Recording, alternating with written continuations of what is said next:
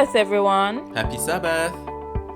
In the beginning, there were no books or universities, but even without books, lecture halls, or internet saturated electronics, knowledge rich with wisdom and virtue was still communicated.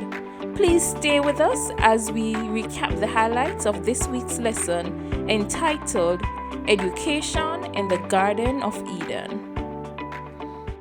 The memory text is taken from Job 36, verse 22. Behold, God is exalted by his power. Who teaches like him?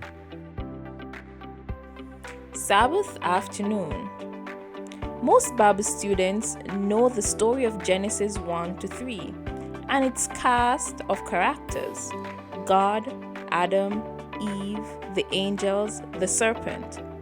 The system of education instituted at the beginning of the world was to be a model for man throughout all after time. But as we know, Adam and Eve ultimately chose another teacher and learned the wrong lessons. What happened? Why?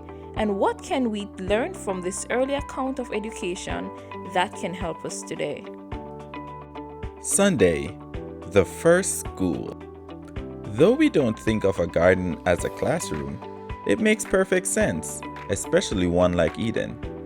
God knew Adam's abilities because he created him.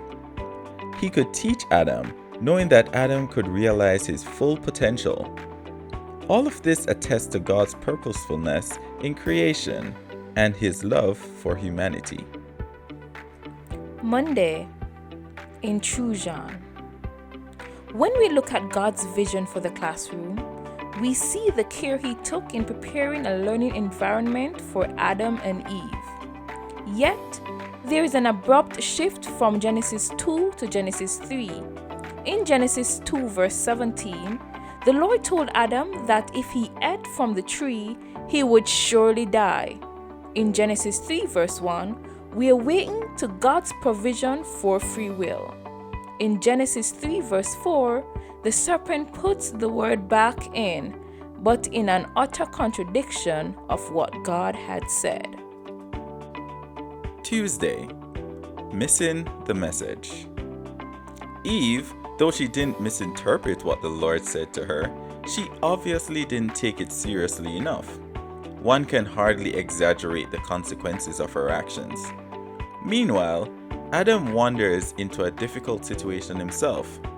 Unfortunately, though knowing right from wrong, he also chose wrongly. Wednesday, regaining what was lost. When Adam and Eve chose to follow the serpent's message, they faced, among many other consequences, banishment from God's classroom. In spite of their physical removal from God's presence, God's children can still come to know him. True education will lead to true knowledge, the knowledge of Christ. And thus not only will we become more like him, but we also may stand to share our knowledge of him with others. Thursday, the despisers of authority. Since the despising of authority is so condemned, shouldn't our Christian education also consist of learning the right way to understand, submit, and obey those who rule over you? Though one could not say that Adam and Eve despised authority, in the end, they chose to disobey that authority. And what made their transgression so bad was that they did it in response to a blatant contradiction of what God himself had told them. Friday.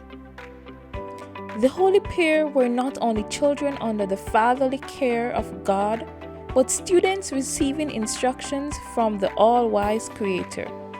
They were visited by angels and were granted communion with their Maker, with no obscuring veil between. The order and harmony of creation spoke to them of infinite wisdom and power.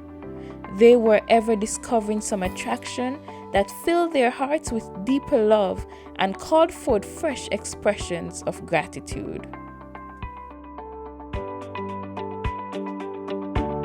Have a happy Sabbath.